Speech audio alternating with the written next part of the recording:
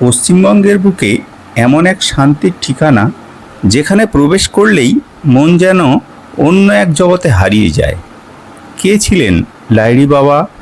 কেন হাজার হাজার ভক্ত আজও এই আশ্রমে এসে আধ্যাত্মিক শান্তি খুঁজে পান? আজকের ভিডিওতে আমি ঘুরে দেখব লাহিড়ী বাবার আশ্রমের ইতিহাস, সৌন্দর্য এবং এমন কিছু অজানা তথ্য যা অনেকেই জানেন না।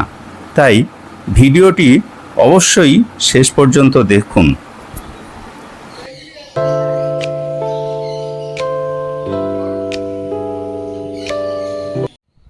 শুভ সকাল বন্ধুরা, আশা করি সবাই ভালো আছেন। আজ আমি আবার একটা দর্শনীয় স্থান দর্শন করতে চলেছি। তো সেই জন্য এখন আমি যাব হাওড়া রেলওয়ে স্টেশন। হাওড়া থেকে যাব ব্যান্ডেল, ব্যান্ডেল থেকে অটো করে যাব লাহিড়ী বাবার আশ্রম। তো আমিও ঘুরে ঘুরে দেখব, আপনাদেরকেও ভার্চুয়ালি দেখাবো, সঙ্গে থাকুন।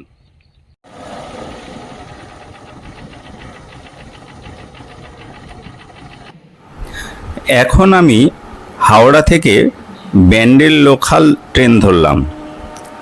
সময় এখন দুপুর 1:35। টিকিট নিল 10 টাকা। ব্যান্ডেল পৌঁছাতে সময় নিল 1 ঘন্টা। ব্যান্ডেলে নেমে 1 নম্বর প্ল্যাটফর্ম থেকে অটোতে চাপলাম। ভাড়া নিল 20 টাকা। একদম লাহিড়ী বাবার আশ্রমের গেটের সামনেই নামিয়ে দিল। আর এখানে নেমে চারপাশটা দেখছি গাড়ি পার্কিংয়ের অনেকটা বড় জায়গা আছে। যারা গাড়ি নিয়ে আসতে চান তাদের কোনো অসুবিধা হবে না। আর এখান দিয়ে আরেকটু পায়ে পায়ে 10 থেকে 15 মিটার গেলেই মন্দিরের গেট। হ্যাঁ, এই ডান দিকেই হচ্ছে মন্দিরের গেট, যেটা লাহিড়ী বাবা আশ্রম নামে খ্যাত। এখানে দেখছি আধারালয়, এটির নাম হচ্ছে আধারালয়।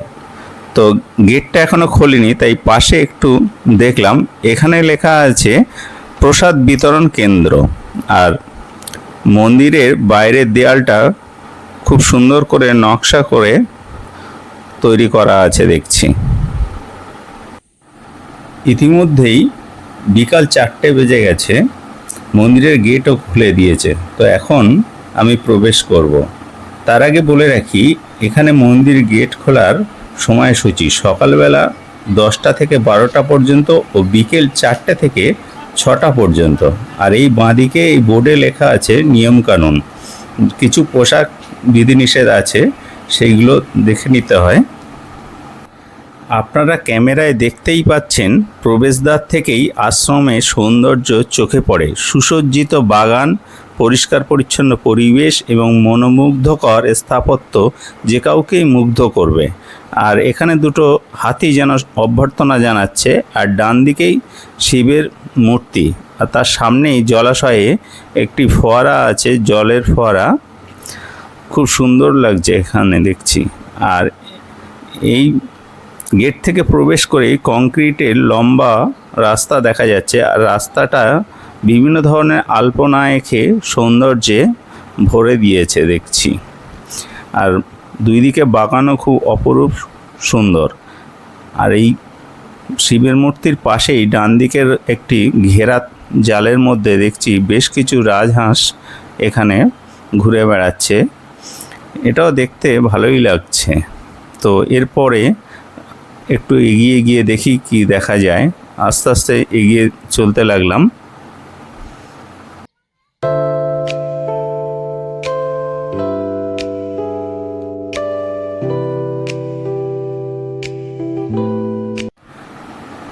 রাস্তা দিয়ে বেশ কিছুটা গিয়েই বাঁদিকে চোখে পড়ল মা দুর্গা কৈলাসে অভিমুখে যাচ্ছে। বেশ কিছু মানুষ অভিবাদন করে কৈলাসের উদ্দেশ্যে বয়ে নিয়ে যাচ্ছে। আর তার ঠিক উল্টো দিকেই একটা মন্দির দেখতে পাচ্ছি, যেটা হচ্ছে মা জগদ্ধাত্রীর মন্দির। এখান দিয়ে দেখাচ্ছি, যতটা পারা দেখাচ্ছি। দেখুন, মা জগজ্জননী বিদ্যমান। ডান দিকে এই যে ঘরগুলো দেখা যাচ্ছে এটাই হচ্ছে এখানকার অতিথি নিবাস। আপনারা যদি এখানে থাকতে চান তো আরামসেই এখানে থাকতে পারেন। তার জন্য এই অতিথি নিবাসের উল্টো দিকেই অফিস আছে, সেখানে আগে বিল কাটতে হয়। আর বাঁদিকে দেখতে পাচ্ছি রাধাকৃষ্ণ দোলায় দুলছে, আর তার পাশ দিয়েই অফিসে যাওয়ার রাস্তা।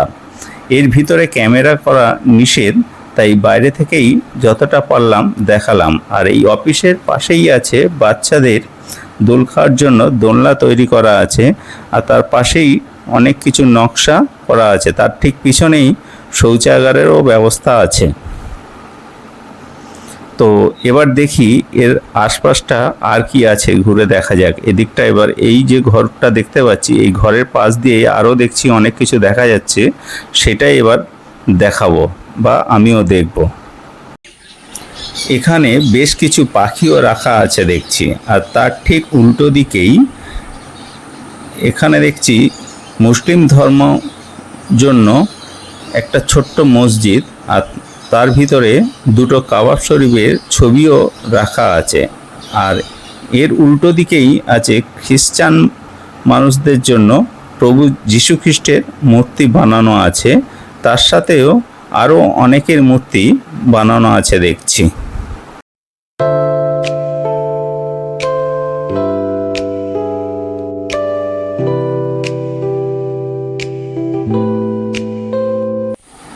সামনের রাস্তা দিয়ে এগিয়ে যেতেই বাঁদিকে চোখে পড়ল একটা ভদ্রমহিলা তার শিশু সন্তানকে নিয়ে দাঁড়িয়ে আছে। আর তার পাশ দিয়ে যেতে যেতে ডান দিকেই দেখলাম প্রভু ব্যাসদেব তার 4 শিষ্যকে নিয়ে বসিয়ে শিক্ষা প্রদান করছে। এখানে 4 শিষ্য অর্থাৎ ঋক, সাম, যজু ও অথর্ব, এটাকেই বোঝানো হয়েছে। আর তার কিছুটা আগিয়ে গিয়েই দেখলাম লোকনাথ বাবাজির মন্দির। এখানে লোকনাথ বাবাজি মন্দিরের ভিতরে বিদ্যমান।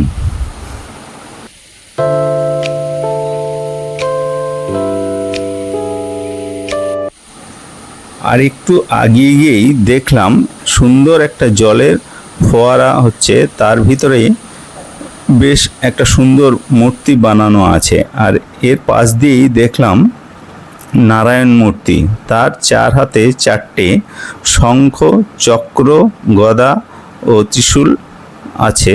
আর এই নারায়ণ মূর্তি দেখার পর তার বাঁ দিক দিয়েই এবারে আমি ঢুকবো শিব মন্দিরের ভিতরে। হ্যাঁ, এটাই হচ্ছে শিব মন্দিরে যাওয়ার রাস্তা। এর ভিতর দিয়ে, এই রাস্তার ভিতর দিয়েই যাব। আর চারিদিকেই বেশ জলের ফোয়ারাও দেখছি, জল ঝরে পড়ছে। হ্যাঁ, এই হচ্ছে শিব মূর্তি, যেটা পাহাড়ের উপরে বাঘ এবং বাঘের উপরে শিবজি বসে আছেন। আর এই শিবজিকে প্রদক্ষিণ করে চারিদিকেই রাস্তা বানানো আছে, যারা প্রদক্ষিণ করতে চায় সেটাও করতে পারেন। এটাই হচ্ছে এই সাইড দিয়েই রাস্তাটা করা আছে।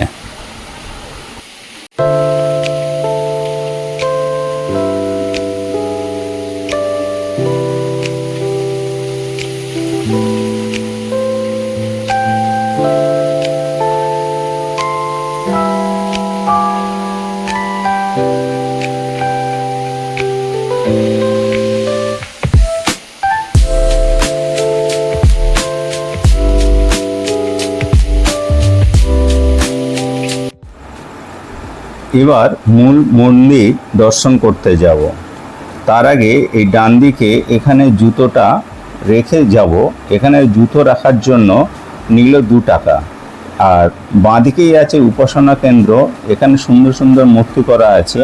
আর এর ভিতরেই নীরবতা পালন করতে হয়। এই উপাসনা কেন্দ্রের পাশ দিয়েই তারপরে বাঁ দিকে যেতে হবে মূল মন্দিরের দিকে। বাগানটা খুব সুন্দর করে সাজানো আছে। আর প্রথমেই দেখতে পাচ্ছি একটা কলের ওখানে 2টো বাচ্চা জল খাচ্ছে, আর একটা গাছের তলায় সুজাতা গৌতম বুদ্ধকে পায়েস দিয়েছে। গৌতম বুদ্ধ সেই বৃক্ষের নিচে বসে সেটা ভক্ষণ করছে। তারপর একটা ছোট্ট মন্দিরে দেখতে পাচ্ছি মন্দিরের ভিতরে ওম কথাটা লেখা আছে খুব অনেক বড় করে। আর এই ওমের চারপাশটায় গণেশজির মূর্তি, চারিদিকে গণেশজির মূর্তি বানানো আছে, দেখতে খুবই সুন্দর লাগছে। আর এগুলোর পাশেই ছোট ছোট দুটো দোকান করা আছে। এখানে বিভিন্ন রকমের বইপত্র ও অনেক রকম জিনিস এখানে পাওয়া যাচ্ছে। যারা কিনতে চান এখান থেকেও কিনতে পারেন। এবার মূল মন্দিরের দিকে আমি যাব। এখানে স্বয়ং কৃষ্ণ অর্জুনের রথের সারথি কৃষ্ণ, সেই মূর্তিও এখানে বানানো আছে। তার পাশ দিয়েই আমি এবার যাচ্ছি। ডান দিকেই এক ভদ্রলোক ধূপকাঠি নিয়ে বসে আছে। যারা মন্দিরের ভিতরে ধূপ জ্বালাতে চান তাহলে এখানে ধূপ কিনে নিতে পারেন।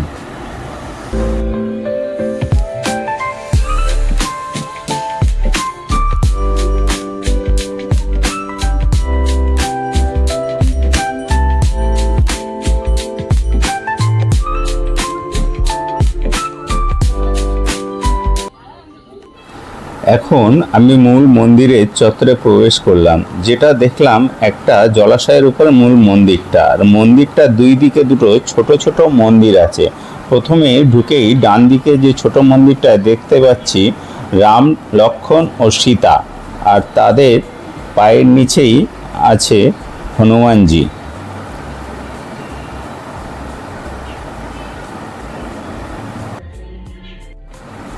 এবার মূল মন্দিরের আরেক পাশে প্রথম দিকেই ছোট মন্দির আছে, সেই মন্দিরটায় দেখব কি দেখতে পাই। এই সিঁড়ি দিয়ে গেটটা খোলাই আছে, দেখি কি কি দেবতার মূর্তি এখানে বানানো আছে। প্রথমেই যেটা দেখতে পাচ্ছি, সিঁড়ি দিয়ে উঠেই প্রথমে মা কালীর দর্শন পাচ্ছি। মাঝখানেই আছে মা কালী এবং তার এক পাশে ডান দিকে আছে কৃষ্ণ ঠাকুর ও বাঁ দিকে আছে দুর্গা ঠাকুর।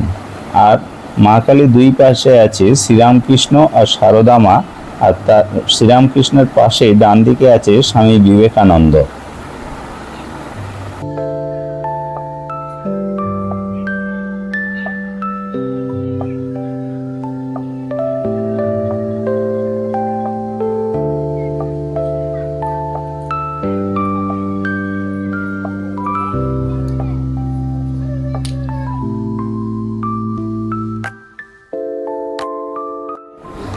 এবার আমি পা ধুয়ে মূল মন্দিরের ভিতরে প্রবেশ করব।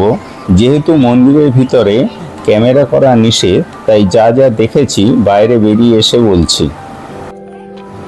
মূল মন্দিরে প্রবেশ করে প্রথমেই দেখতে পেলাম শ্যামাচরণ লাহিড়ী বাবার মূর্তি এবং তার ডান দিকেই আছে সরস্বতী ঠাকুরের মূর্তি। তারপর ব্রহ্মা, বিষ্ণু, মহেশ্বর, কৃষ্ণ, শিব ও আরও অনেক দেবদেবীর মূর্তি বানানো আছে। লাহিড়ী বাবা, যিনি লাহিড়ী মহাশয় নামে পরিচিত, ক্রিয়াযোগের এক মহান আচার্য। তার জীবন ছিল অত্যন্ত সাধারণ, কিন্তু তার আধ্যাত্মিক সাধনা লক্ষ লক্ষ মানুষের জীবনে গভীর প্রভাব ফেলেছে। যিনি দেখিয়েছিলেন সংসারের থেকেও ঈশ্বরের সাধনা করা সম্ভব। এই আশ্রমে প্রতিদিন বহু ভক্ত ও দর্শনার্থী আসেন। কেউ ধ্যান করেন, কেউ প্রার্থনা করেন, আবার কেউ বা শুধুমাত্র কিছুটা মানসিক শান্তির খোঁজে এখানে সময় কাটান।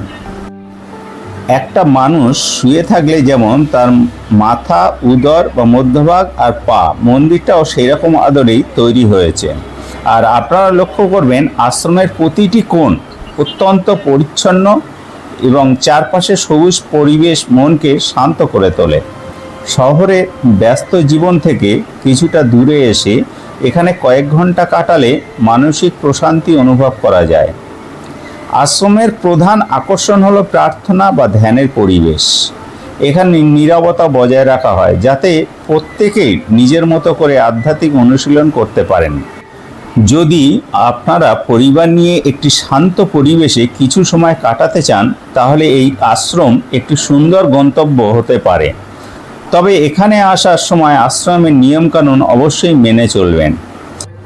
আজকের ভিডিওতে আমি আপনাদের সামনে লাহিড়ী বাবার আশ্রমের সৌন্দর্য, পরিবেশ এবং আধ্যাত্মিক আবহ তুলে ধরার চেষ্টা করলাম।